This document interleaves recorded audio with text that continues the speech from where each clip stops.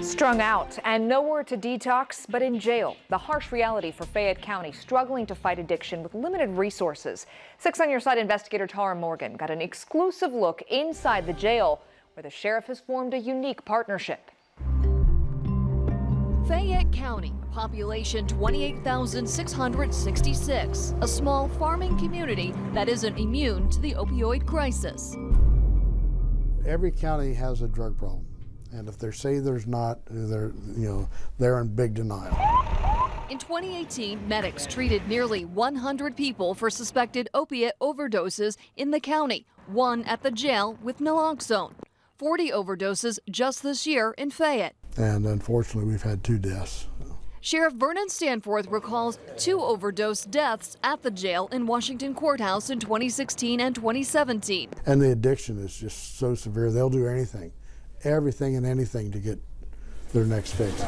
The tiny jail is dealing with a problem bigger than its walls were meant to hold. It's been necessary for us to sometimes go after our own resources. That's where Wendy Green and Darcy Moore come into play. Green is a crisis specialist with Scioto Paint Valley Mental Health, and Darcy Moore works with Fayette County Public Health as a nurse practitioner.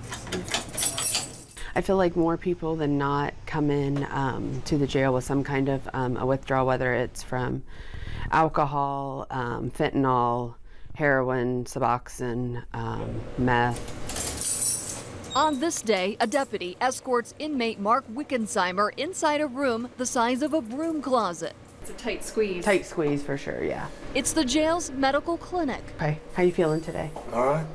No complaints? Wickensheimer is serving 6 months after an April arrest. Having Suboxone on me. A drug to treat opioid addiction. He says his started with Percocets prescribed for pain after foot surgery. When he could no longer get the pills, he moved on to heroin, then fentanyl. His first week in jail is hardly forgettable. Well, it was horrible. Restless leg syndrome, tossing and turning, puking. I gave my food away for the whole first week I was here. Couldn't eat nothing, couldn't keep nothing down. The outdated original jail, which is still used, is an 1884 structure. And overcrowded jail, which was designed for 16 people back then and now has 55 beds, I believe we're now looking at the high 60s. has morphed into a rehab. It's not doubling. Yeah, well, yes, it's not doubling. I've never used that term before, but yeah. We don't have a rehab facility here. So they are, when they're incarcerated, that's the only rehab we have in Fayette County is the jail. Stanforth says the most cost-effective way to help inmates is to go after county resources. I don't think there's any choice because we can't do it alone. I can't do it alone. I don't have the financial resources. I don't have the staffing. I don't have the expertise to effectively detox somebody without going through the medical community. That's where it should be. Withdrawals happen daily here. We detox them, and if they don't go to inpatient treatment, and Vivitrol's an option, then we try to get them set up. The sheriff says they're having to get the inmates sober for court. With some of the drugs that's going around now, and correct me if I'm wrong, but like meth, it may take them a week to get to the place where they can even say their own name. For some, jail is a revolving door as people commit crimes for their next fix. Stanforth relies on people and technology to keep drugs out. 2 years ago, the Fayette Sheriff's Office added this body scan. It's like what you would see at the airport. All inmates go through it, and the Sheriff's Office says it has made a significant difference in catching people with drugs. We've let them know you're going to be scanned.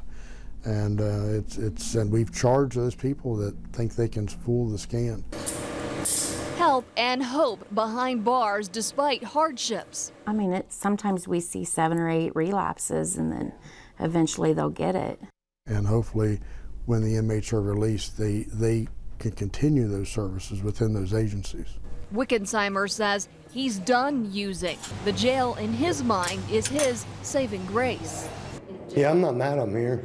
I know, you know what I mean? I know it was my fault, and I wouldn't be here without my actions is what brought me here, so it's kind of good to have like a timeout to get like a better perspective on things as far as that goes.